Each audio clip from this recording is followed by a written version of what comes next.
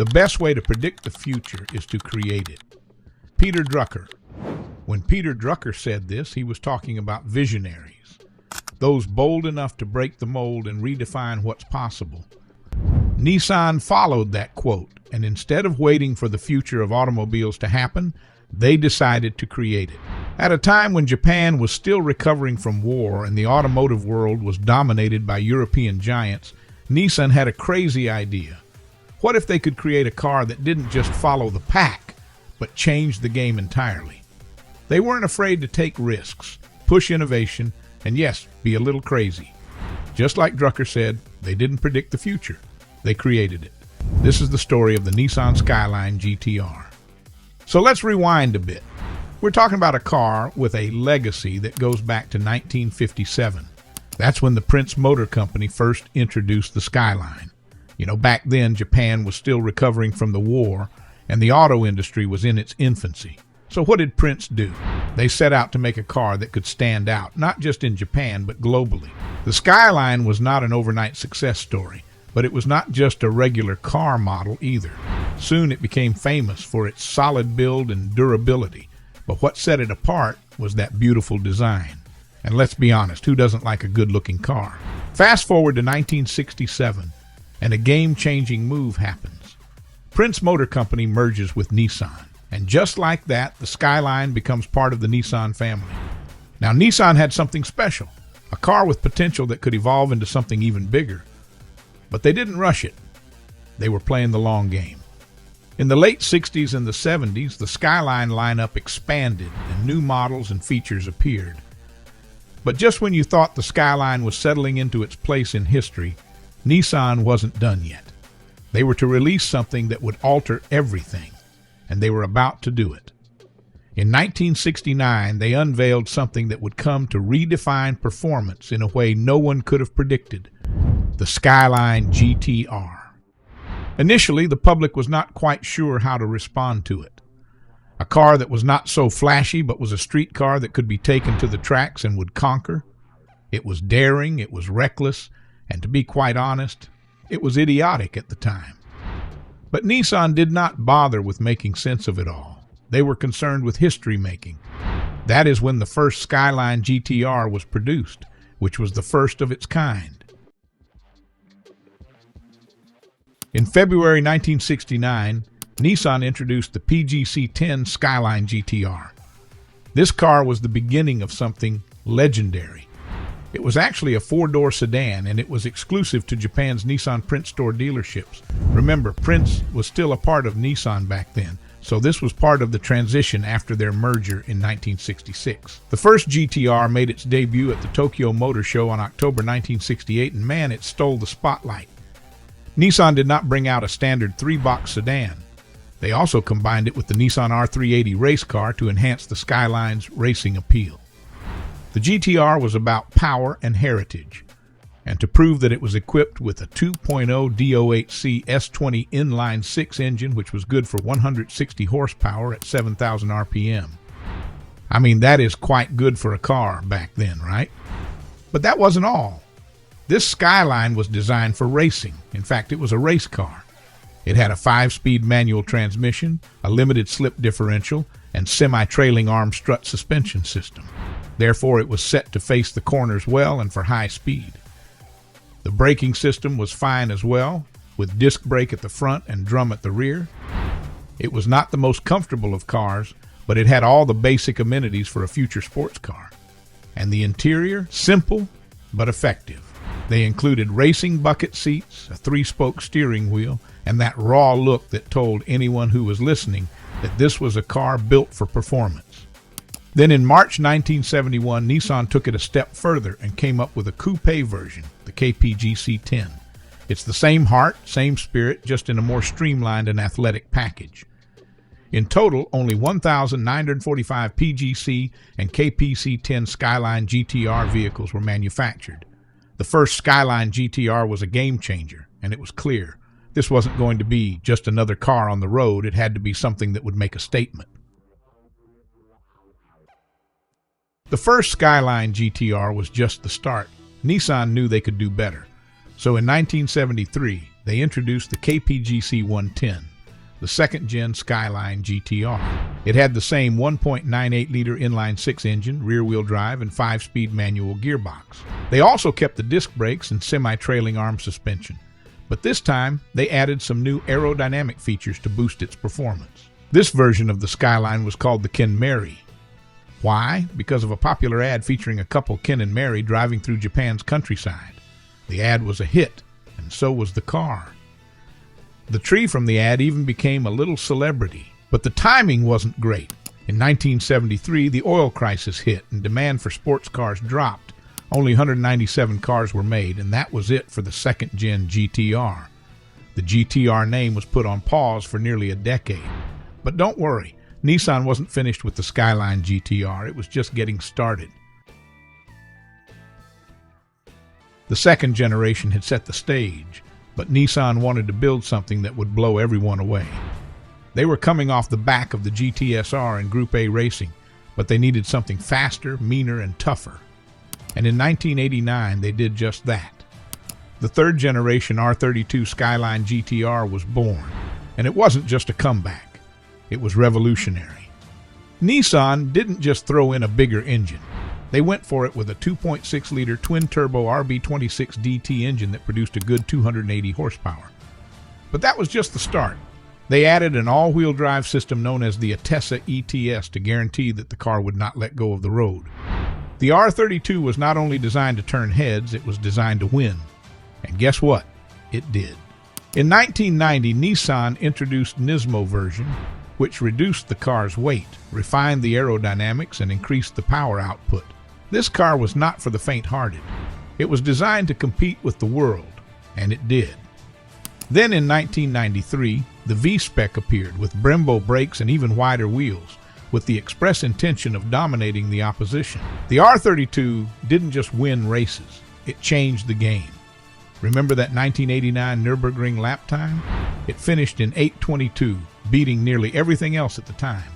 It was the fastest production car on that track.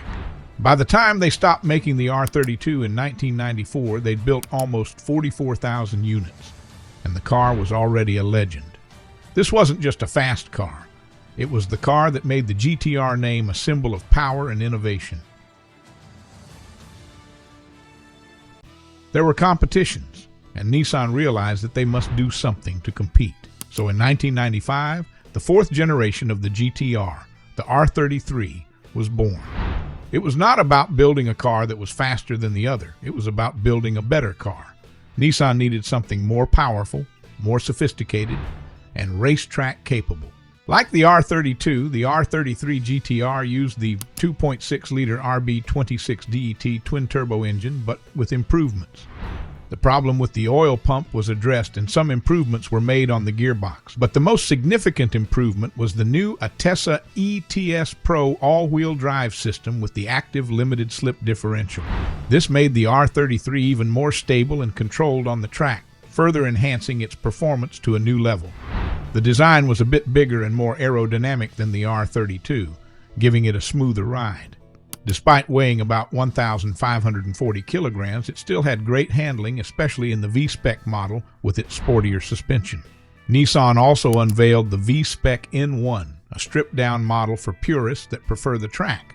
They removed every extra that was not necessary, such as air conditioners and sound systems, in order to make it lighter and faster.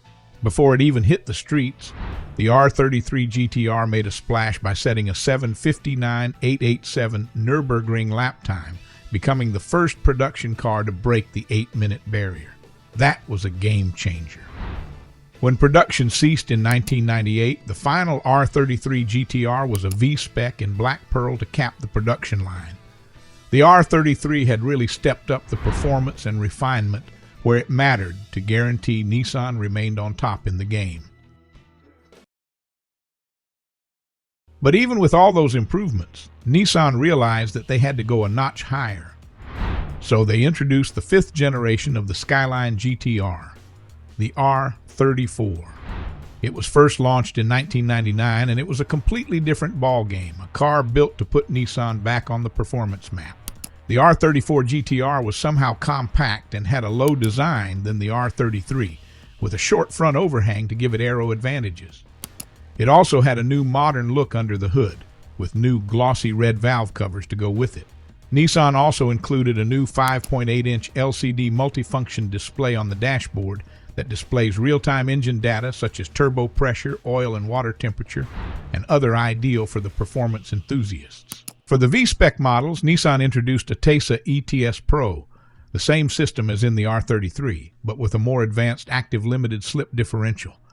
This model also got sportier suspension, a carbon fiber rear diffuser, and lower ground clearance, making it a true track-ready machine. And just like the R32 and R33, Nissan brought back the V-Spec N1 model lighter and made for racing teams.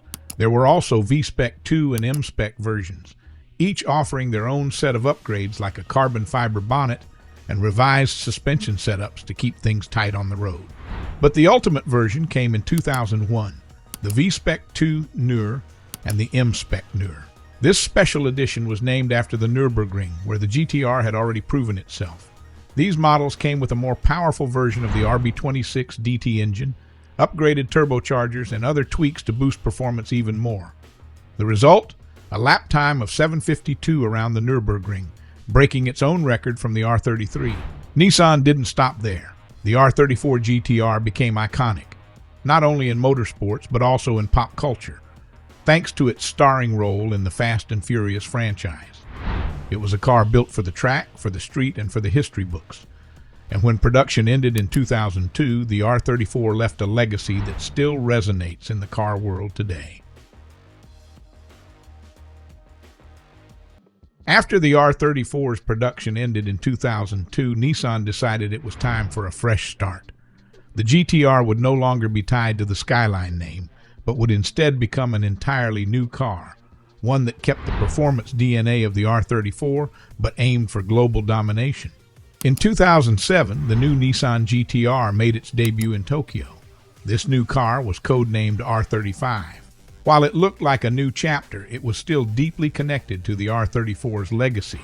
Built on the premium midship PM platform, an evolution of the Skyline's FM platform, it carried forward that signature balance and handling.